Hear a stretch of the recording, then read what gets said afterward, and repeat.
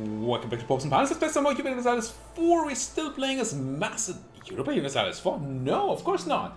Does this look like EU4? Well, maybe a little. No, it's Imperator Rome, of course. And we're playing as Macedon. Just to get into the thick of things, to understand the game a bit more, to see how to play, and then we're going to check out other regions, smaller, more difficult countries maybe after that. We are in a war down here against a bunch of smaller guys, which is pretty much won, but for some reason I can't walk down here to hunt these Aetolians down. My subject can be there, but they can't fight them, so I don't know what's going on there. Otherwise we're sieging down everything, and everything is groovy. Our friend Thrace has finally decided to go home to fight in the war that they started, that they're losing right now, which is very funny to me. Because they were helping us, which is fine. Now, I haven't at all looked at finding allies or something along those lines. I mean, Phrygia probably hates us anyway. Yep. Opinion of Macedon, rival with ruler, causes belly on us, bellicose stance. Bellicose stance, oh, by the way, we haven't talked about that at all. Not only can your armies have stances, but your country has stances. And these ones I get. Army stances I still don't really get.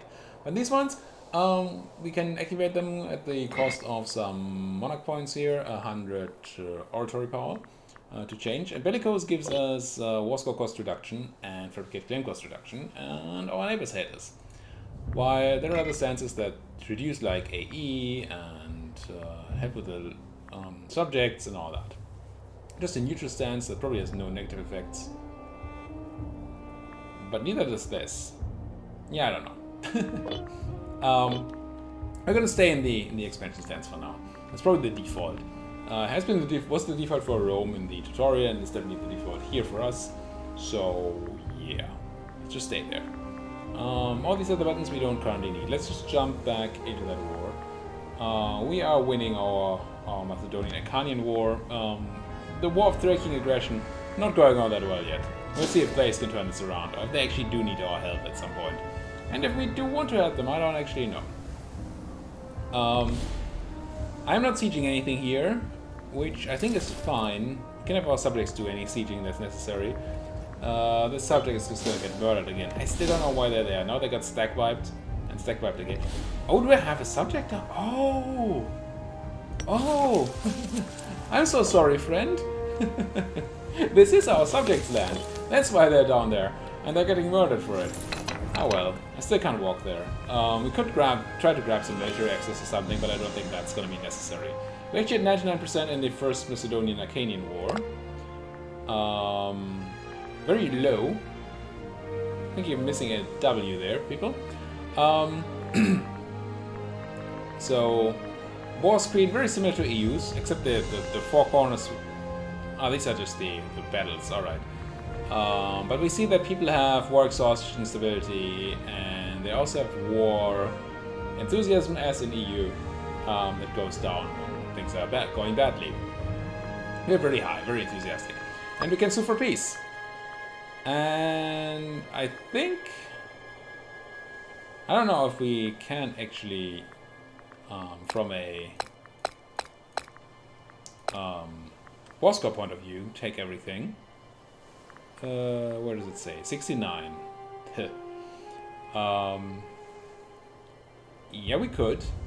We would need to occupy Kefalonia and Zakynthos to be able to peace for the rest. Where are these places? Isn't that an island, Zakynthos? Feels like an island. Ah, it's that island, okay. And then Cephalonia is this one. Okay. There's already an army going here. We can't walk to Zakynthos, but I could, in theory, get on a boat here. He has a bunch of loyal troops already. That goes really quickly. What can I do here? There's a create new unit. And we have how many boats? 12. So I think if we go down to 12 guys, which seems like it's... we can't take the loyal ones away from him. This is not 12. Let's try to not make that heavy infantry too loyal to that guy. Let's just send all the lights and the horses. And the one heavy that is his. Okay, fine. I think I can just... yeah, I can just let him walk onto the boats. And then I assume there's not going to be tons of defense in south that place. Shame of a governor. Again? Governor of Greece. We can make him pay money, but we don't get it. He just pays. And is less loyal afterwards. Can make him resign. People are happy about it, and he's disloyal and no longer governor. Or we can lose popularity, which I don't necessarily want to do, but we said we don't need popularity all that much. He becomes more loyal, yeah. The commoners are not our problem. Commoners. Yeah, let's just... Now our guys are on the boats. Now I can land them on there. Now it's possible that these guys come back once they see that we're sieging. And that seems to be exactly what... Nah, they can't decide really.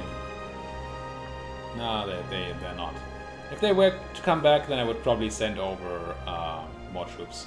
But as it is, I can probably peace out for everything now. So, as far as I can see, there's no cost to aggression or to expansion except for aggressive expansion. This would give us 12 AE, which is a number but not insane. AE is not just doesn't just make your neighbors unhappy, and I don't think they're coalitions, at least it doesn't seem like that. But it also makes your country unhappy, especially people who are not of your culture. But what can you do, right? Let's just take all their money as well and grab all this land, I think. Could make people become my subjects. But why? Right. Let's just grab this land and see if that's ever a problem. I don't see overextension in this game either. Okay, now we can decide what we do to the elite in all of the countries we conquered. We can make everybody put to death. So that's just sort of their ruling class, right? The people we have here, I assume, are the ones we're talking about here. So I can kill them all and gain popularity for it, which I don't need, because I have 100. We can lose a tiny bit of aggressive expansion, which is fine. By the way, this seems to be a fixed number. It's always 0.5. If you conquer very small countries, you actually seem to be able to reduce more aggressive expansion than you get. But that's neither here nor there. Prison their leaders, then I can do things with them, but I don't know why I would do that.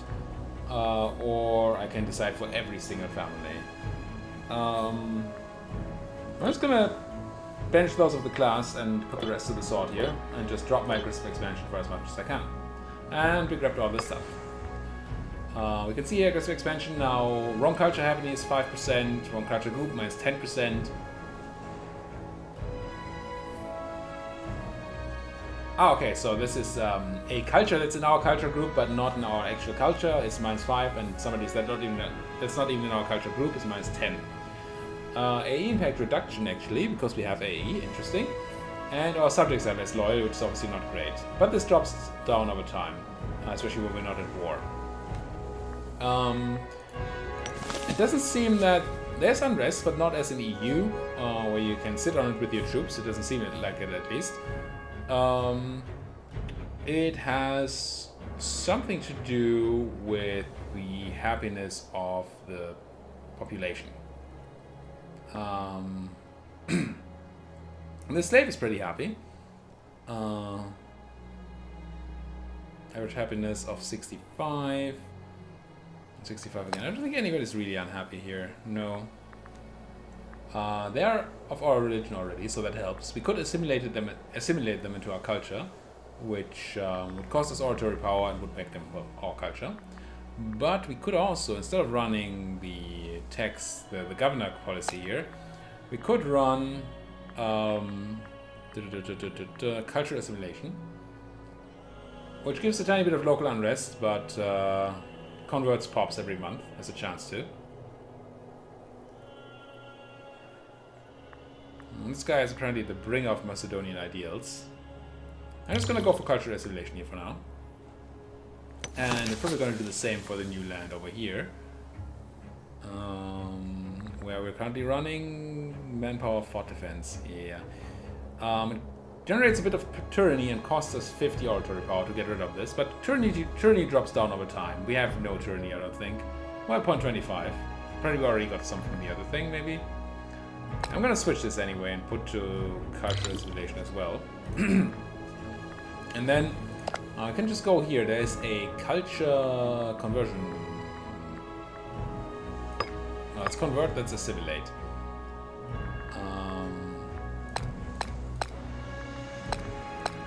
Okay, we have a bunch of people in our land that are not of the right culture, apparently. Why is that? It's all Aetolian. Or they're in my group, but not in mine. I see. That doesn't really super matter to me. What about Corinth? We don't even have a policy here. Oh no, we do. It is cultural assimilation. It's fine. And then over here, did we conquer land here? I think we did, right? I assume these are of the wrong.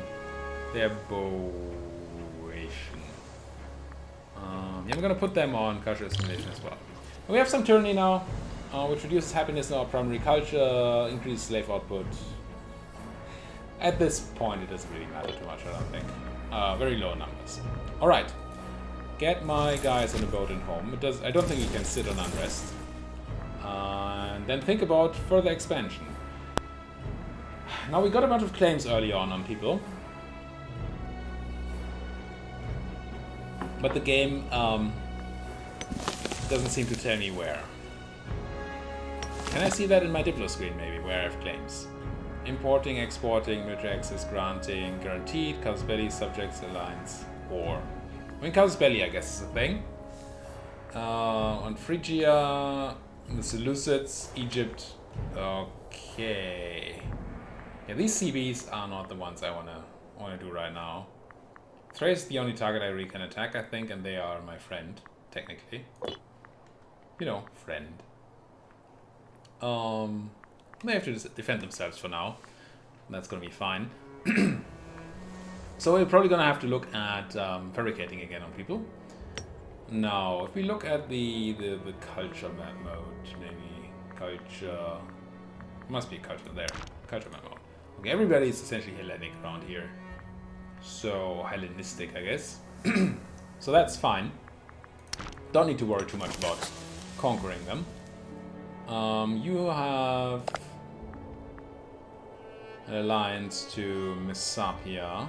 And that's a defensive league with Messapia, Tolantia, and Lucania. Call to arms a bunch of people. So Messapia, Tolantia, and Lucania. Which is who? Epirus is the ones we want to attack. Tolantia is these guys. Okay, they're not that small. And then Messapia and Lucania. Okay, Roman people or Italian people. You have 5 cohorts. You have 12, 21, and 20. Okay, that's actually a pretty big defensive alliance. Maybe we're not attacking Epirus just yet. Same goes for Tolantia, obviously, in that case. Paeonia is my subject, so south. I'm gonna assume that most of these people are guaranteed by... Oh, that's Phrygia itself. Guaranteed by Phrygia. More overlord. Oh, who's your overlord? Phrygia. Yeah. Let's check the Diplo map mode. So anything that has Phrygia as green, I don't think I want to attack right now. Okay, but you. What about you? You had war with Sparta. In defensive league with Stymphalia. That's fine by me. Is that these guys? No, that's Sparta. What's a Stymphalia? Those guys.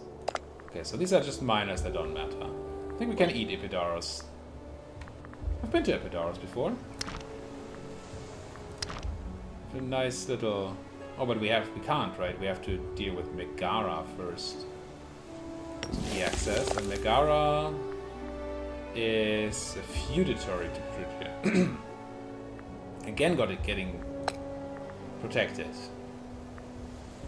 Phrygia would join. Doesn't say anything about reasons. I don't know if that's EU style, if they use their reasons for not joining the war. Now we have boats. Oh, is there a...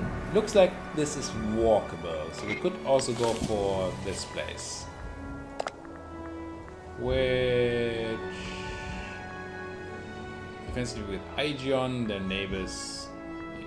So we declared war here, that will be fine. Okay, let's grab a claim. Except I don't have... What did I spend all this on? Oh, the state things. Fudge. Can I buy oratory power, or can you just buy money? I know you can trade power for money. I don't know if you can trade money for power. And what's that button anyway? There's a button for that somewhere. Here. Oh no, this is spend money for monarch points essentially. But it's 200 money for 25. That's not great. Maybe our lack of claims means that we don't do that right now. Let me just import some wine here. I mean grape juice.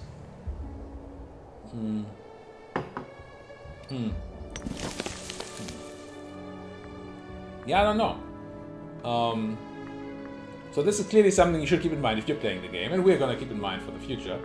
Is expansion is extremely blocked by oratory power, so be very careful when you spend it. Also, it doesn't seem easy to get more of it. I mean, we are terrible at oratory too. I think the math is you divide your monarch stats by 2 and then round it down. Is the amount of extra you get. So we should be getting 3 mil, 3 of the civic power, 1 and 2.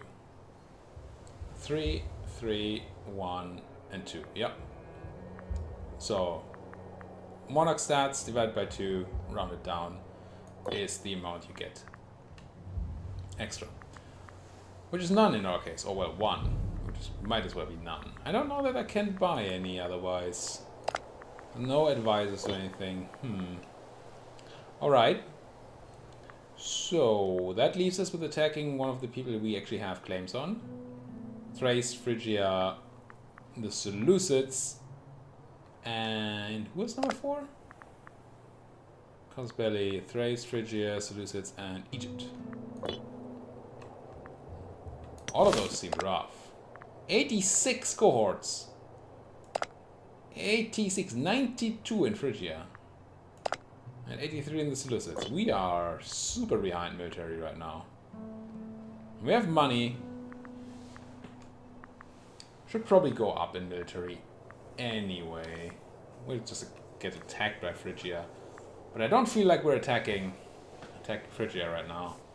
As much as I would like to. Do we know how many boats you have? 15. That's not that much. Could try to build a proper navy and then use that. Let's randomly build some boats. There's a build to navy thing somewhere. I've seen it. Used it. Build to navy. What the hell's going on here? Do you see that? Is that being recorded? That looks weird. Oh well. Build one more. Probably it's going to do the same as it does in the EU and build in the wrongest provinces possible. Alright, let's unpause, do some moving on. I mean, once we get our oratory power, we can definitely declare on somebody else. It was really good that we attacked essentially 4 people here. Was it 4? I think it was 4. Instead of just 1, with just 1 claim. So that saved us a lot in oratory power. This, wow, you're getting so crushed, Thrace, because your troops were in position when you declared war. Import wine? Oh, there we go. I was toasting to the screen, but it wasn't actually on camera. So what can we do here? I mean, being at peace doesn't seem like a real option, right? Can I pause? No. Don't know why. Maybe it was auto-saving. We're making money. We can give military access to Taulant. Yeah, sure. You see why not? So we want to attack somebody big. So we want to attack somebody like Epiros, this Taulant, yeah, whatever they're called. But they have so many friends. Epirus, Messapia, Lucania. Oh yeah, that's the big alliance. I think we, first of all, we land our troops. You can't land everywhere. Did I even grab these islands? I did. Okay, that looks so weird. You can only land in ports. That's different to EU. I want to build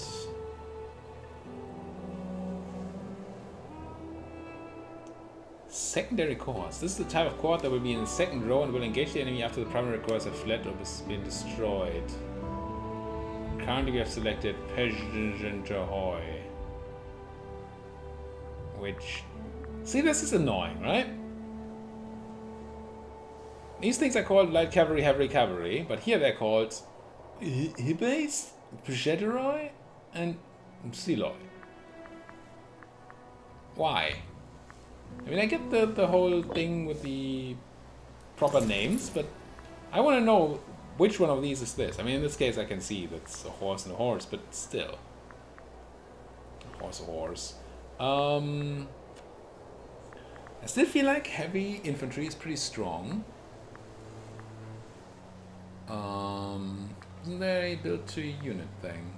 Oh, create a unit, new unit. Can I not build to unit? Fine. Let's grab the macro builder. Grab recruit. I like that these are called cameloi. It's funny to me. Anyway, so they're good against light infantry, which is most of what we're fighting, and not bad against archers. And then they're bad against other horses, but that's, I guess, fine. Are you good against horses? No, what are you good against? Just light infantry, so that doesn't really seem to be good. And then the hippies are good against light horses. Not the heavy ones, but good against the light ones. Now you're bad against everybody? Oh, that's light infantry, I see. They just don't take a lot of morale damage. I would like to do war elephants. I don't think I can build war elephants, because I don't have elephants. Is that true? Yeah, it is true. So let's build some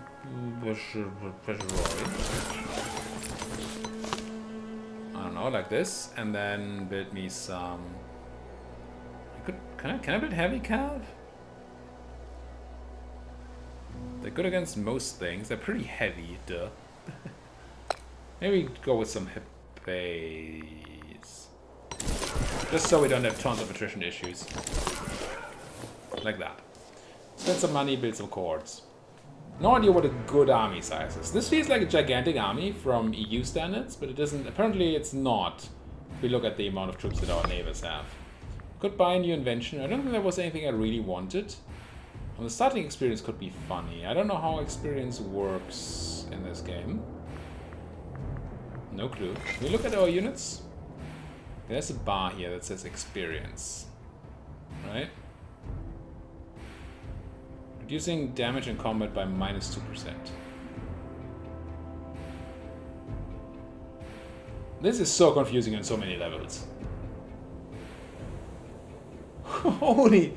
Consider this is one sentence. So first of all, reducing damage. Damage dealt or damage taken?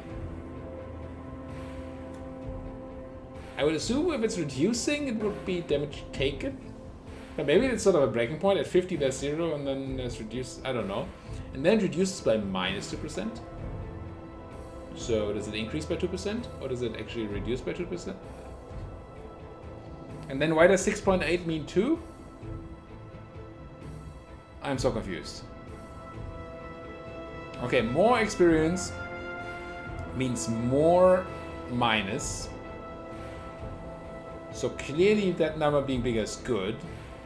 So it's damage, either damage taken that is being reduced and the minus is just, you know, doubly so. Or it's damage dealt that is actually reduced by -2, so it's increased by 2. Either way, it's good. Having the number bigger is good. Okay. And we currently have, what again? We have 5.8 experience. We could get, we'll probably get a flat 5 to start with, which is like 1.5% damage reduction. That seems nice.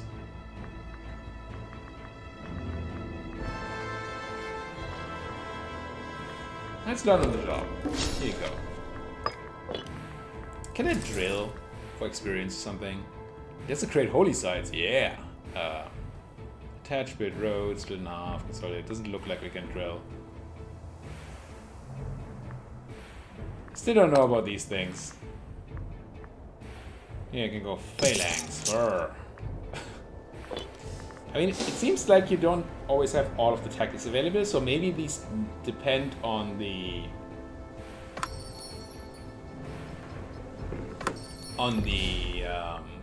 units you have in your army. That would be interesting.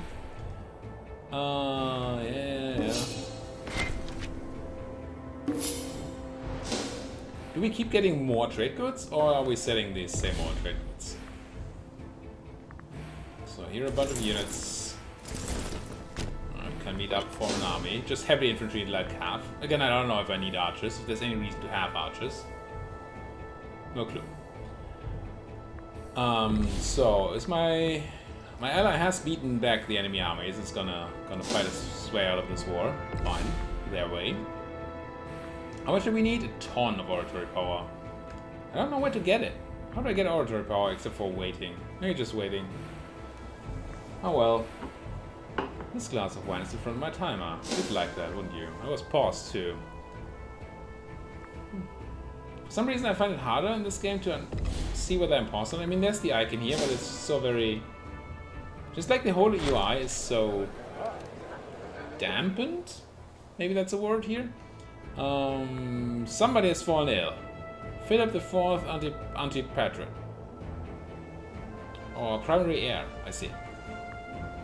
Interesting. Sure. Interesting. So I said in I think the first episode, I said something along the lines of this is a mix of EU and Crusader Kings.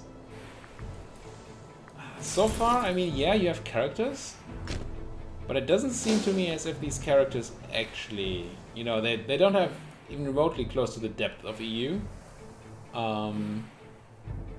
Now, they already said in an email to me, when they sent me the key here, they said that they're already planning for not a day one patch, but for an early June patch, I think they said, where one of the things would be more flavor events. But right now these characters have no flavor to me. I don't care about my family or the people in my court or anybody, it's just, they're just a stack of stats. And even then, whatever. So that would be something I would like to see changed. How's your loyalty? Oh, that's me. I'm pretty loyal, probably. How's your loyalty doing? You're pretty loyal. Cool. Because I've gave you so many troops. Yeah.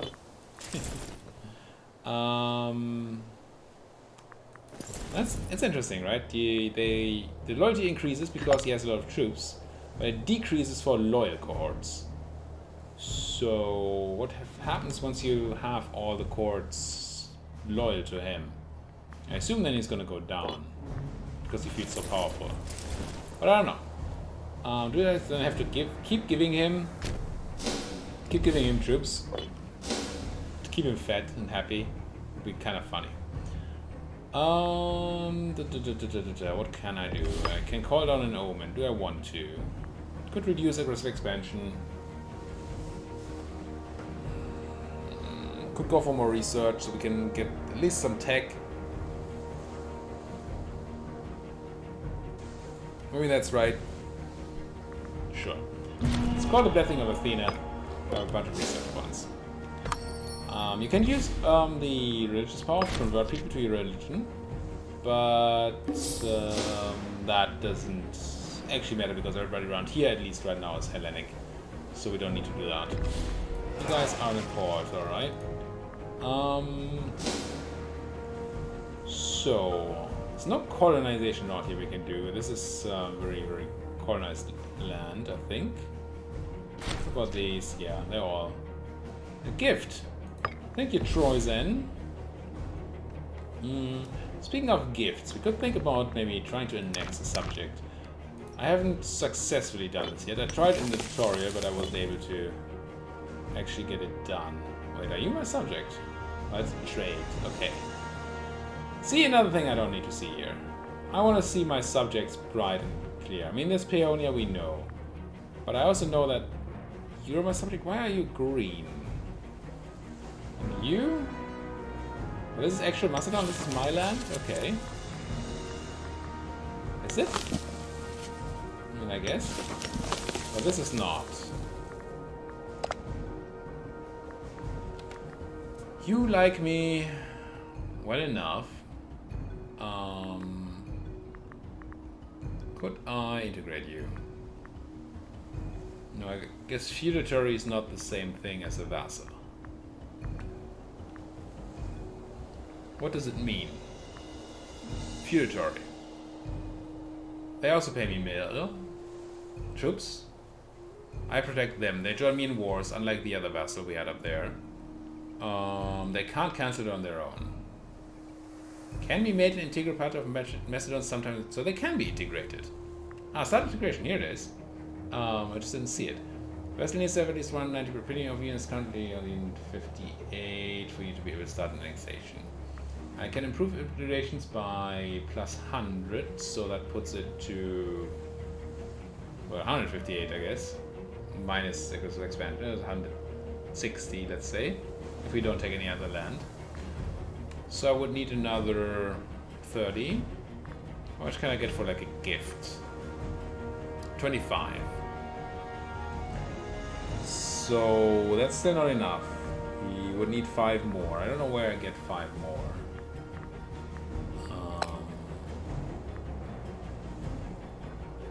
Can't do any of this. Can't do any of that. I don't know, maybe I need like a thing where I can improve more. Okay, unpause, keep going. We're still taking attrition? Didn't I checked. Why do you still take attrition here? Oh, you're heavier because you have all the heavy infantry. I see, I see. I looked at the 16, this was 18 and it seemed fine.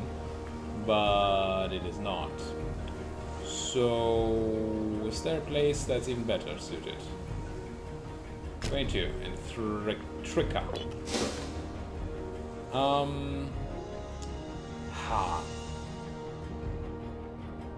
Attacking Phrygia. That's just so big still. Thing is, I have no clue how many troops I should have and can have. Doesn't seem to say anywhere that there's a force limit, which in EU is sort of always a guideline, right? You can go over force limit, but really the force limit is where you want to be at, unless it's late game. And you have just way too much. But I don't know if this is a good number of troops for the size of my country. No idea.